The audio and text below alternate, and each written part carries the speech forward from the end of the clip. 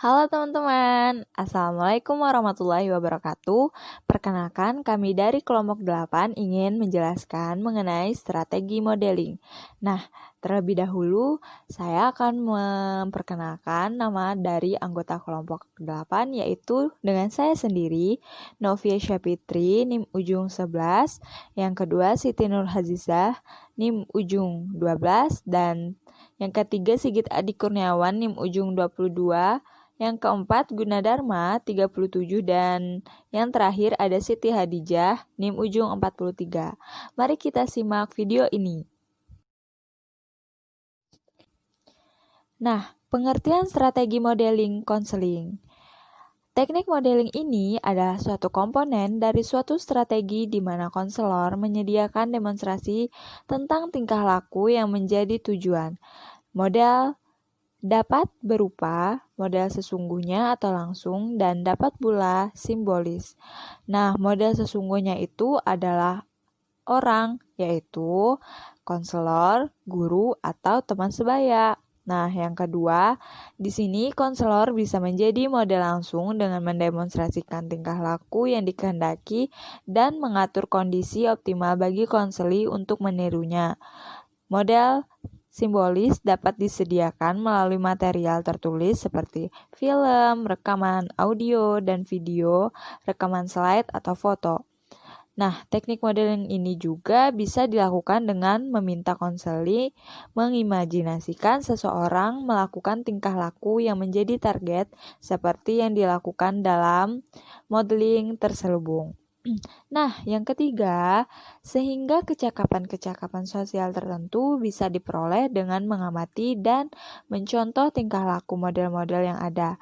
Juga reaksi-reaksi emosional yang terganggu yang dimiliki seseorang bisa dihapus dengan cara orang itu mengamati orang lain yang mendekati objek-objek atau situasi-situasi yang ditakuti tanpa mengalami akibat-akibat yang menakutkan dengan tindakan yang dilakukannya. Selanjutnya, macam-macam modeling.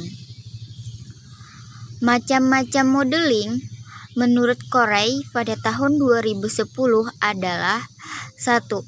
Model yang nyata atau live model.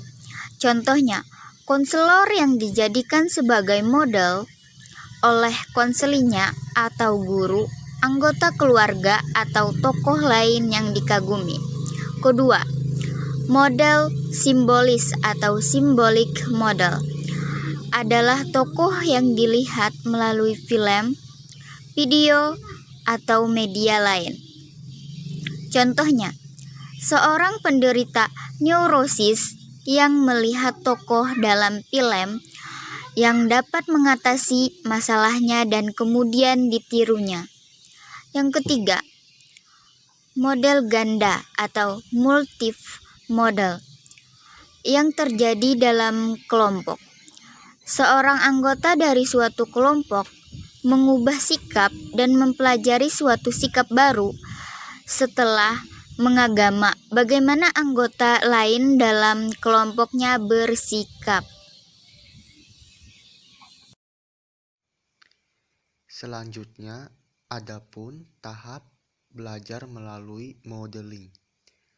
Ada 4 tahap belajar melalui pengamatan perilaku orang lain, modeling, yang dapat dideskripsikan sebagai berikut. Woolfolk 1995. 1. Tahap perhatian, atensi.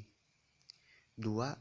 Tahap retensi, belajar melalui pengamatan terjadi berdasarkan kontinasi. 3. Tahap reproduksi. Dan yang keempat, tahap motivasi dan penguatan memegang peranan dalam pembelajaran melalui pengamatan. Selanjutnya, adapun diri sebagai model.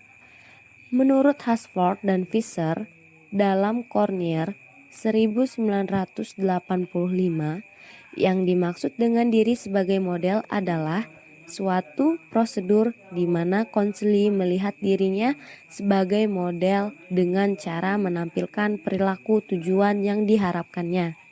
Konseli mempraktikkan perilaku kemudian direkam.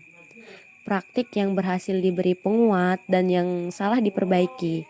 Prosedur ini tidak hanya melibatkan mode DINS tetapi juga praktik dan umpan balik. Selanjutnya, mengapa konseli bertindak sebagai model? Beberapa penelitian pendahuluan menunjukkan bahwa 1. Karakteristik model seperti prestis, status, umur, jenis kelamin, dan etnis mempunyai pengaruh yang berbeda pada konseli.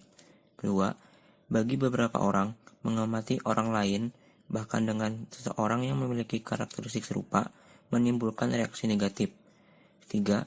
Beberapa orang dapat mengikuti dan memperhatikan secara lebih baik saat melihat atau mendengarkan diri mereka sendiri di tape atau di kamera.